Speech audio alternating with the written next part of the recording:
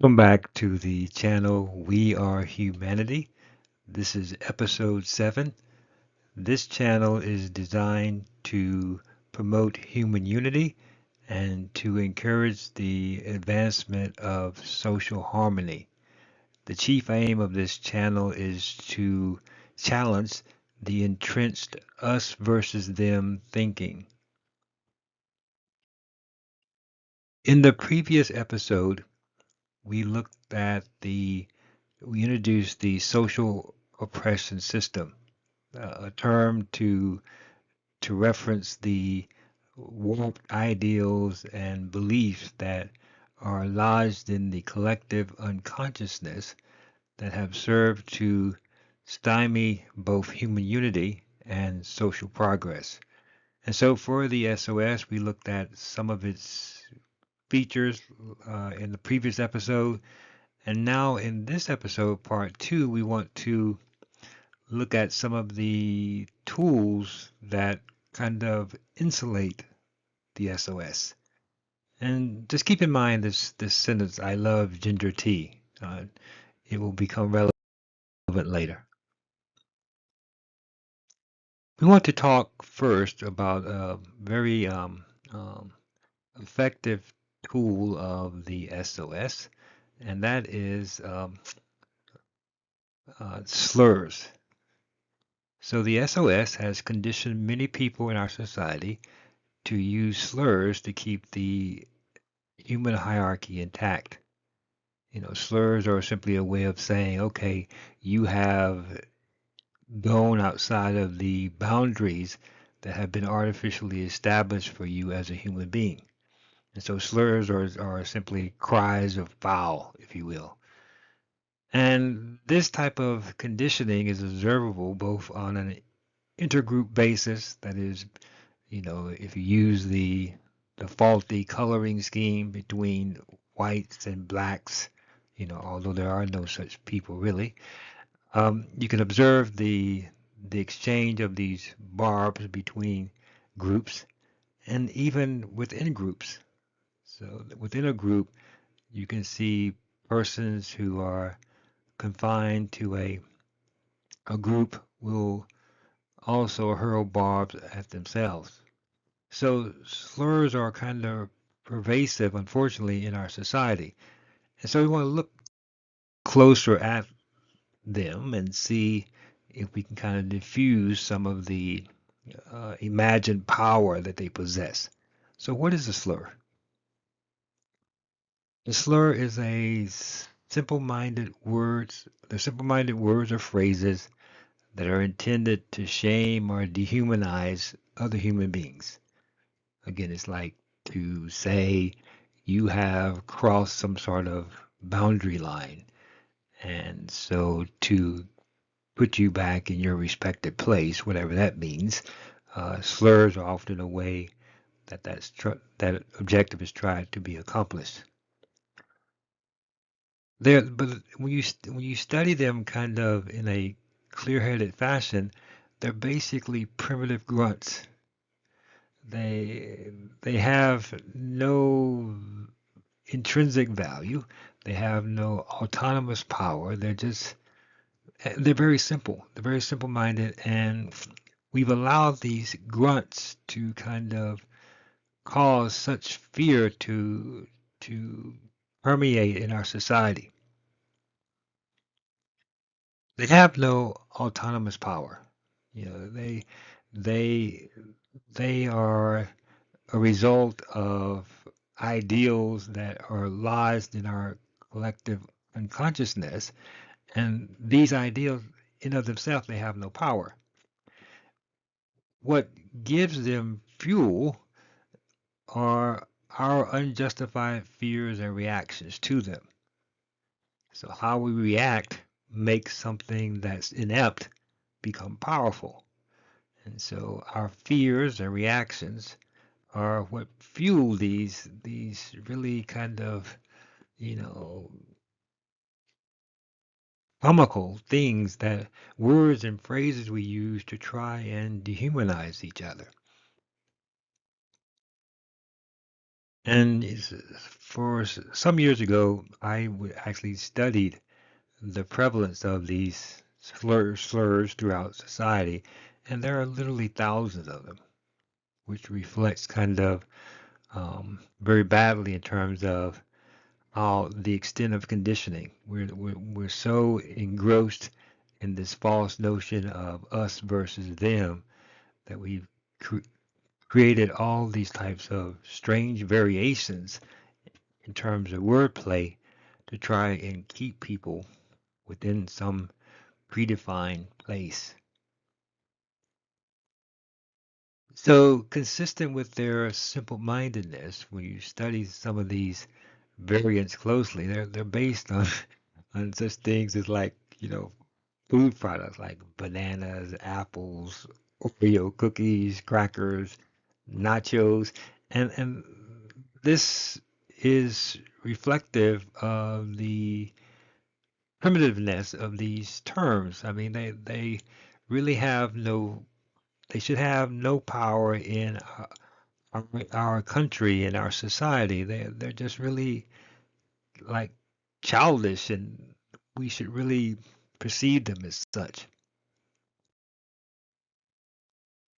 And so, what's really, if we look at these primitive grunts, what can be done about them? What can we do to kind of rid ourselves of these impediments, which are kind of hampering our ability to experience human unity and to experience more harmony?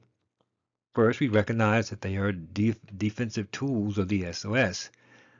The SOS, to insulate itself from challenge and attack, will use tools to try and defend its turf. And, obviously, if there are thousands of slur variants, those are preferred tools that are hurled to try and, you know, keep the SOS intact. So, as a strategy, once I recognize that they are kind of tools designed to preserve the SOS, then when a person hurls such tools, we should, keep in mind that many people are not consciously aware that they're doing it. The slurs are coming often in the context of anger, fear, just being afraid, and as a result, under those conditions, things get hurled from the unconsciousness into consciousness. And oftentimes, the person that's doing it or saying those things is not even aware of it because it's obviously conditions where they're not thinking clearly or where the SOS is exerting its domination on what's happening within their mind. So, that should be kind of a general strategy for life. Instead of, responding in kind to persons who are under the influence of the SOS in this way, we should show compassion and empathy for such persons.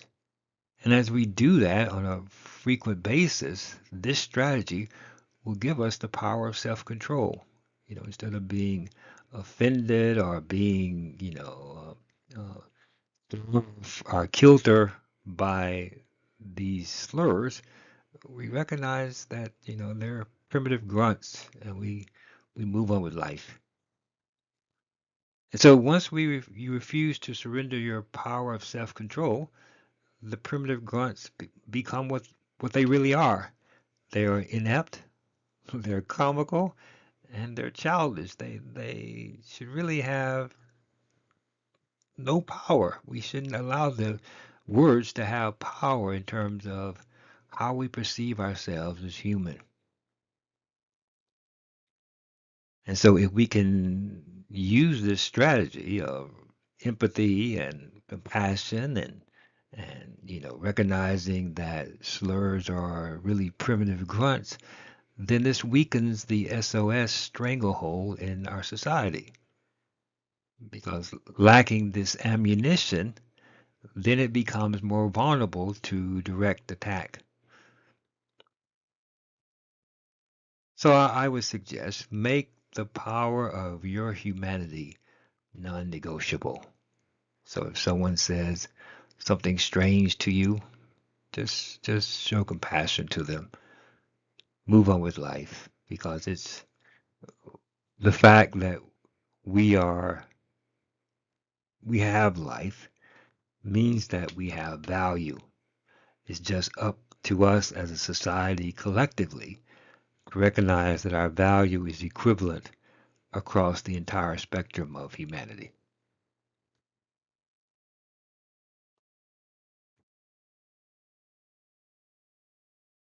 Now, earlier I raised the question, there was a sentence that said, I love ginger tea.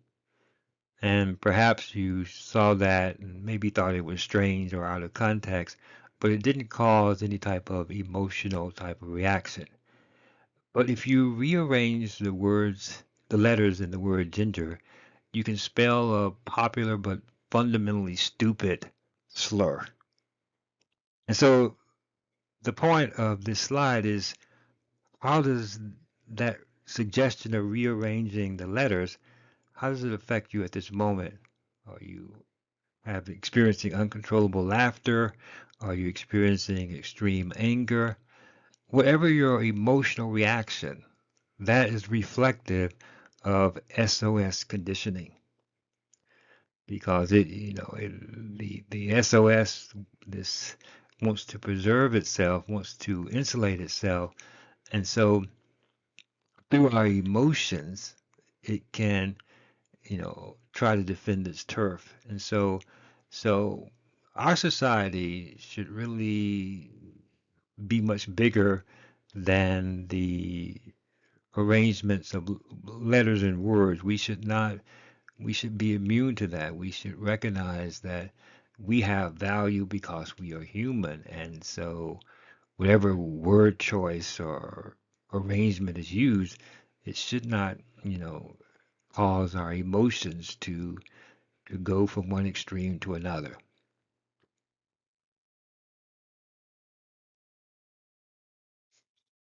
And so moving now to away from slurs, let's talk about um, some antiquated terms and references that are still find traction in our society when in fact they should have been put to rest or should be put to rest. So in addition to slurs, the SOS has made us comfortable with the continued use of other terms, phrases, and references that are out of date and non-reflective of the realities of our modern society. And we'll look at a list of examples shortly.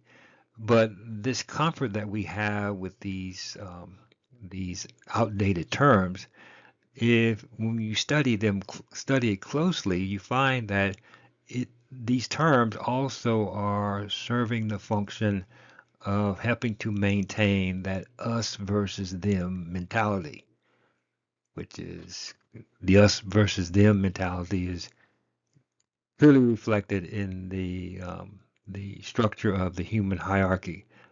Us versus them.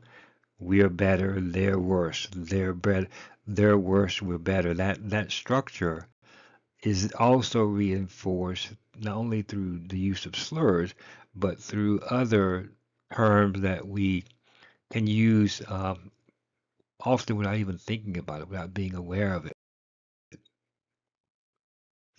So, characteristics of these outdated terms. One interesting characteristic is that they are typically designed to express only binary outcomes. That is, all or nothing, or us versus them.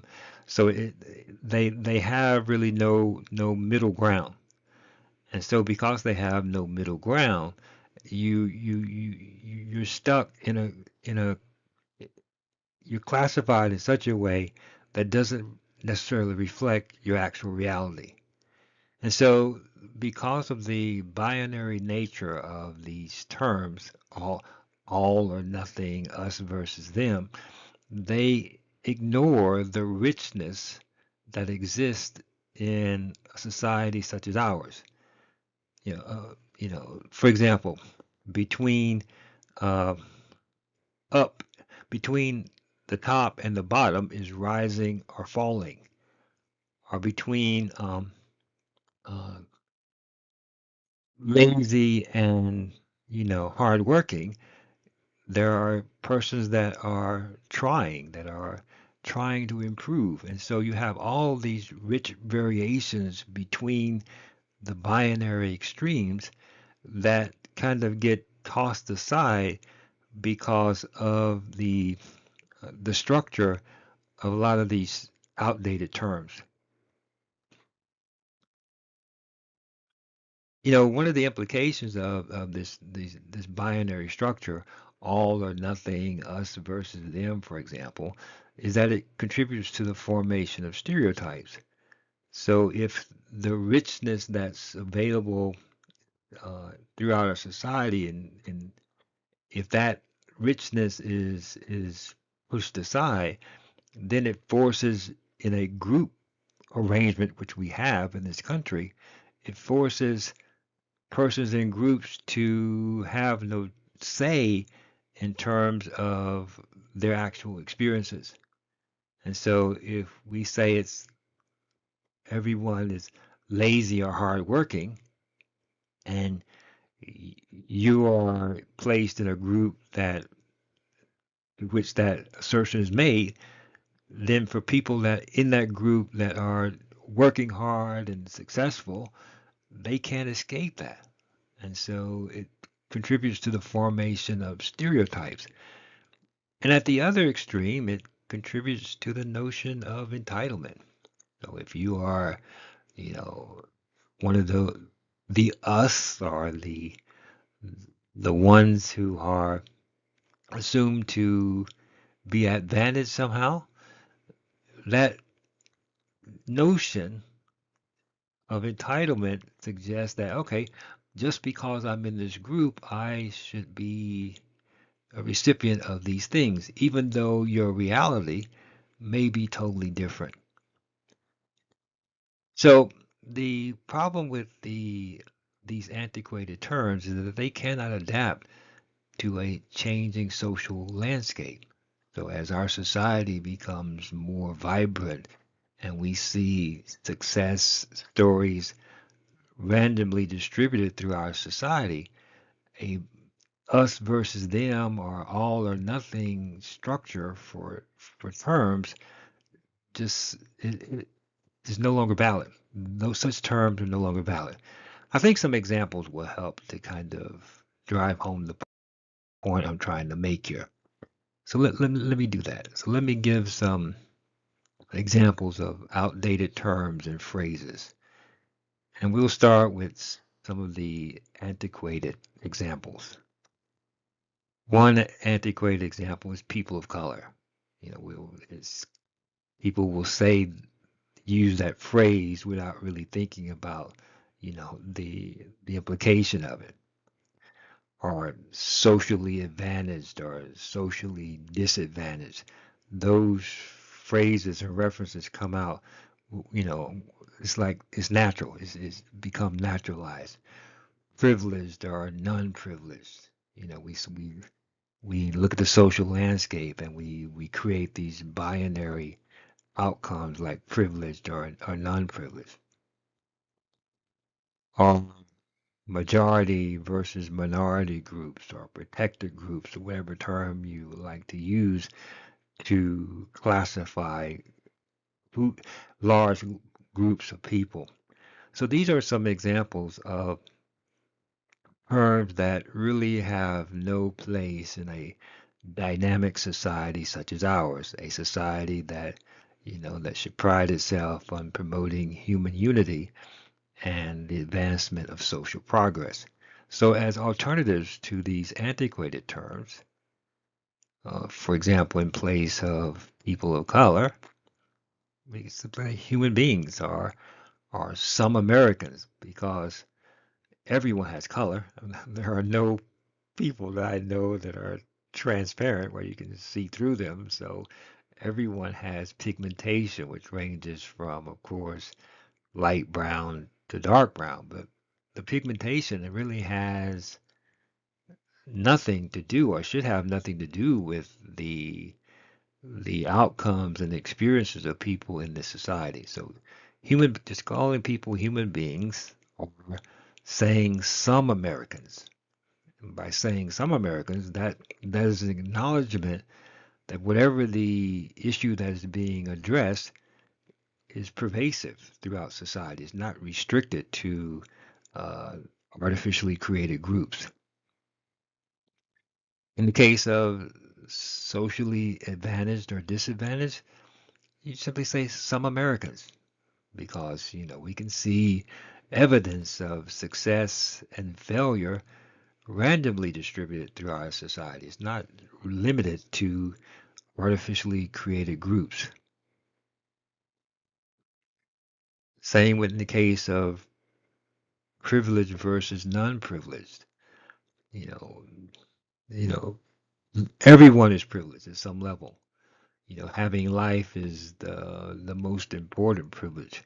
Without it, nothing else can be done. And so privilege is there are persons in our society that have had success irrespective of what group they're assigned to. So some Americans, I think, is more reflective of the reality of privileges and unprivileges, if you will, as opposed to restricting it on a binary basis.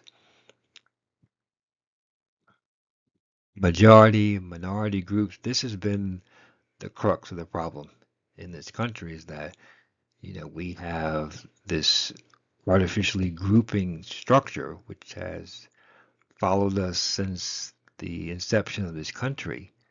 And as a result, we still continue to perceive ourselves in that way.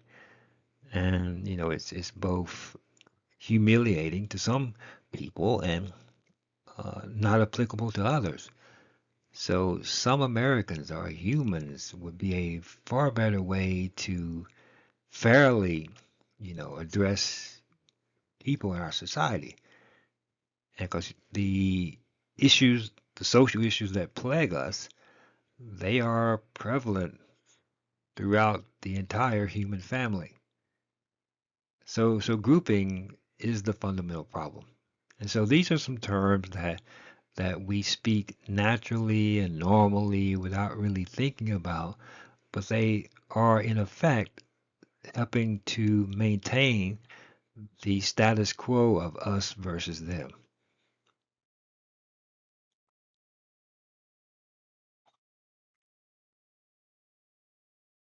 So, in terms of concluding about both slurs and these antiquated terms, our social vocabulary is in dire need of revamping. We need to look at carefully and think of the implications carefully of the way we are addressing each other. And so if we can make changes, like I've suggested here, or changes that could be developed by others, if we could make changes, we could start to see each individual, see ourselves individually more clearly. So instead of having to shake off, terminology that's forced on us, we can look at each other on a case by case basis and see the circumstances in our individual lives more clearly. And that way we start to have a clearer vision of ourselves. And as we see each other as more clearly, then humanity becomes more cohesive as opposed to fractionalized by terms and phrases that really have no longer have any place. So, if you are have been challenged by the comments in this episode, or if you like the comments in this episode, please give a like. That would be appreciated. If you feel compelled to comment, that would be wonderfully received. But most importantly, please share this information from this channel with others because the time for having a dialogue for how to change the trajectory of our country has arrived. I mean, if we are honest, the current state of affairs in our wonderful country is in need of revisiting. And so the aim of this channel is to try and start that process because we are humanity and a united tomorrow must start today. So until the next episode, take care.